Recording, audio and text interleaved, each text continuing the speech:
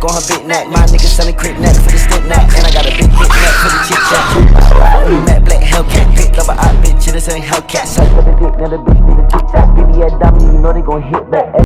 The creature in the forest. Llama sale! Llama sale! We've got big llamas, little llamas. What about medium-sized llamas? No. We don't have those.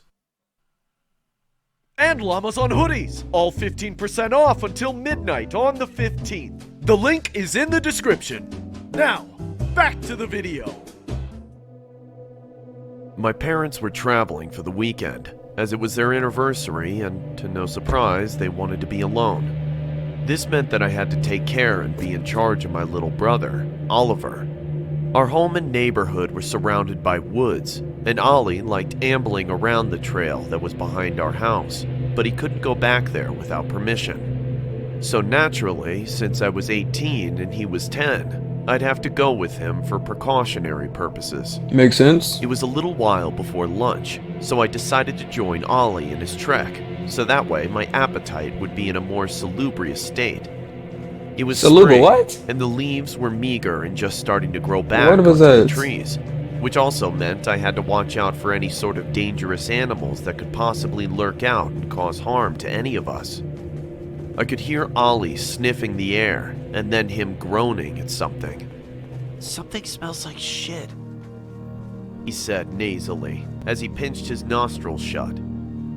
"Hey, watch your mouth," I retorted, surprised by the sudden curse. "Just because Mom and Dad aren't here doesn't mean you're allowed to say whatever." I did, however, sniff the air. He was right. There was a smell of rotten meat that permeated my nose.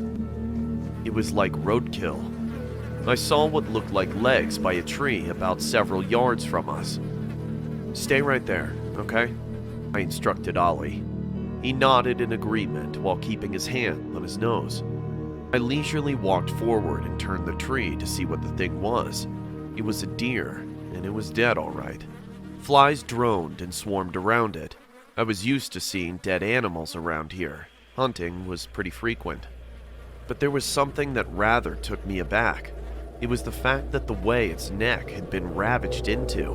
It was almost entirely gone and torn down to the bone. A bear would go down to the muscle and stop there. But to the bone? This had to have been from something much more vicious. But what? What's more vicious I than a looked back to bear? see if Ollie had actually done what I urged him to. He did, but he was peering out to the woods. His eyes, so fixated, were filled with concern and his face unnerved. "You okay, bud?" I asked, noticing his expression. "Something's out there," he murmured as he continued to seem alarmed. I looked to see if he was kidding around. All that was in my view were the trees and brush. It might have been a deer or something. "Don't worry so much.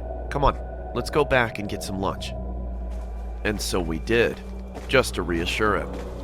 I made ourselves some peanut butter and jelly sandwiches as we watched a movie for a bit. Ollie usually liked his sandwiches, and he'd been done with it in a few minutes, but he ate his so sluggishly. I didn't bother asking what he saw, because I figured that he must have scared himself, and that he'd get over it in a while. However, the back of my mind was still unsettled by that deer. How could its neck have been mutilated like that to such a grisly state? Night dawned upon both of us, and Ollie was begging me to let him sleep beside me as I put him to bed. "What's gotten into you?" I asked him. "That thing's still out there. It was staring at me. It was dark and big.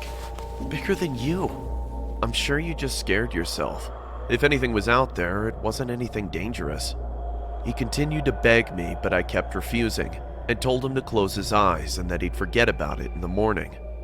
I laid down in my bed, ready for a good rest. I like keeping my TV on just so I have a source of light in my room. I felt my eyes starting to sag and get heavy as I slowly felt myself growing drowsy. There was a sudden snap from outside. It sounded like a stick being splintered. I figured it was some animal, like another deer, but what would be out at this time of night?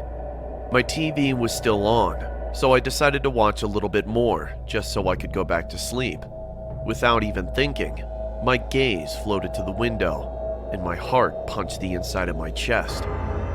There was something at the window. I couldn't see what it was, save for the eyes. They were milky and opaque, almost lifeless, but they were staring right through me. I tried to make it seem like I didn't see the figure outside, and just roll over onto my stomach and pretend to be asleep to try and avert it. I then heard something against the glass. The thing was scratching my window. The sound was piercing my ears and grated at my nerves. My chest started to feel full as my breath started to shorten. My window was starting to open, and I could hear that thing climbing into my room. Its presence was clearly made, as its shadow covered my entire bed in black. I sat there hyperventilating for what seemed like hours, until I felt the mattress start to sink in. The springs groaned as the thing had climbed onto the bed. I felt I could literally die from fright right there. The thing started to move across my bed. I was trying my best not to breathe so hard, but I was completely terror-stricken. It then stopped and stood right at my shoulders. I felt its giant feet clasping onto my shoulder blades. I could hardly breathe. I had a mirror to my right that allowed me to see what was above me, and chills ran down my spine. The creature was black, large, and at least 7 feet tall and lanky. Its arms went down to its calves.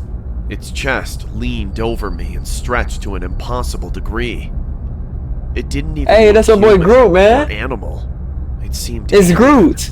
I shut my eyes tight, hoping that it was just some dream. Bro, it's I Groot could from start Guardians to of the hear Galaxy. creature's heavy breaths and growling. It sounded like And a then that man dog, fingernails all up but on your back. much more On disturbing. Earth. As it grasped harder, I feared the worst. My ears were ringing. I wasn't breathing while I bit my tongue. My eyes were shut so tight, and the blood flow in my head stopped almost completely. Something then beckoned it off of me, and the creature leapt off. Through my ringing ears, I thought I could hear something like thumps and rusty hinges. I painfully felt the blood flow starting to come back, and I blacked out. Morning came and I had a massive headache now, and my chest felt so tight. I needed to go wake up Ollie and make breakfast, and I reluctantly did so. I went into his room but found his bed empty. I checked all of downstairs to check if he was there somewhere. Nothing. I then thought of the one place he could definitely be if he was hiding. I went outside and took to the path in the back of the woods. I walked some ways while trying to get over the pain in my head when I saw his bare feet by the tree. "Ollie," I said, exhausted and annoyed in my grimace. "Come on, what are you—" I stopped. I felt my whole entire world collapse as I was bludgeoned with every single negative emotion possible. I put 2 and 2 together, and it answered my questions as it brought my distress up tenfold. Ollie was sitting there. His skin was pale. His cloudy eyes trickled with blood, and his neck was mangled to the bone. He was dead. He wasn't lying. That creature was still out there.